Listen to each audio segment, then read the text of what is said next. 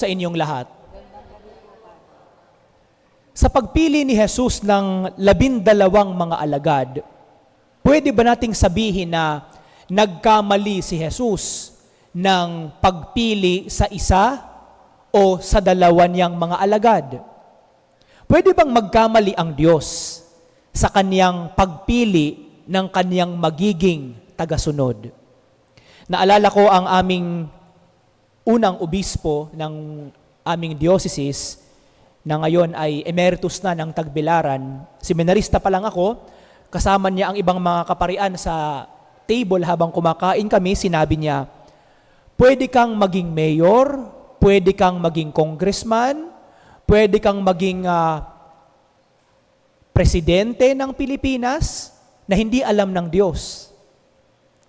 Pero hindi ka pwedeng maging pare na hindi gusto ng Diyos. Sabi ng isang matandang pare, paano naman, Bishop, yung mga pare na nagkamali, naligaw ng landas? Hindi ba nagkamali ang Diyos sa kanila? Sabi niya, hindi nagkamali ang Diyos. Sa pagpili sa kanila, nakita ng Diyos ang kanilang potensyal upang mangaral sa mga tao para maging isang mabuting pare. Pero along the way, sabi niya, sila'y nagkamali at hindi na muling natutong bumangon mula sa pagkakamali. Ganyan siguro ang nangyari sa pagpili ni Jesus kay Judas Iscariote. Pinili siya hindi dahil siya ang magkakanulo kay Jesus. Merong choice si Judas Iscariote.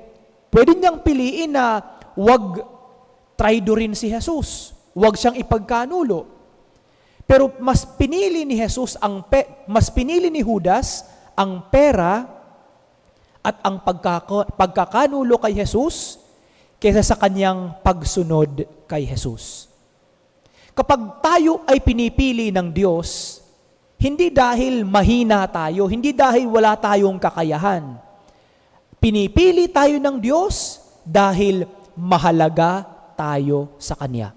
Yun po ang una. Kapag pinili tayo ng Diyos, mahalaga ka sa mata ng Diyos. At hindi lamang mahalaga, pinipili ka ng Diyos dahil alam ng Diyos na mayroon kang kakayahan na pagsilbihan ang Diyos at ang Kanyang simbahan. Nakikita ng Diyos na kaya mong pagsilbihan ng buong puso, ng buong kaluluwa mo, ang simbahan at ang Diyos na ating sinasamba. Yun nga lang, along the way, minsan napapariwara tayo.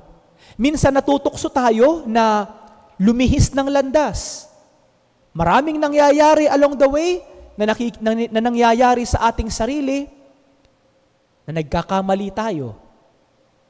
At para sa Diyos, alam niya na mahina tayo. Alam ng Diyos na pag siya ay nandoon na habang ipapako sa krus, si Judas, si Simon Pedro at ang ibang mga alagad, maghihiwa-hiwalay, iiwanan siya. Alam ng Diyos yon.